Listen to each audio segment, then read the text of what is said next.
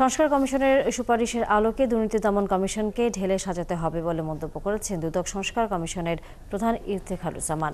সাঁড়াশি অভিযানের মাধ্যমে সংস্থাটিকে দলীয়, রাজনৈতিক এবং আমলাতান্ত্রিক প্রভাবমুক্তভাবে গড়ে তোলা হবে বলেও জানান তিনি।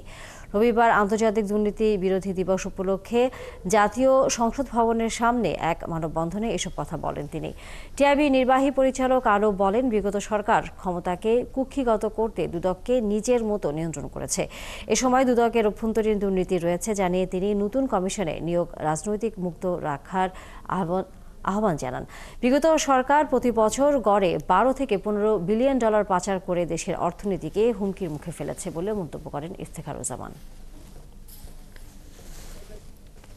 এমনভাবে আমাদের বিশেষ করে দুর্নীতি দমন কমিশনকে ঢেলে সাজাতে হবে সাঁড়াশি অভিযানের মাধ্যমে, এক ধরনের শুদ্ধি অভিযানের মাধ্যমে, যাতে করে এই একদিক থেকে এই প্রতিষ্ঠানটি দীর্ঘদিন জন্মলগ্ন থেকে 2004 সাল থেকে জন্মলগ্ন থেকে যেভাবে দলীয় রাজনৈতিক প্রভাবে প্রভাবান্বিত একদিক থেকে, অন্যদিক থেকে আমলাতান্ত্রিক প্রভাবে প্রভাবান্বিত হওয়ার কারণে চিহ্নিত ভিতরে ছিল।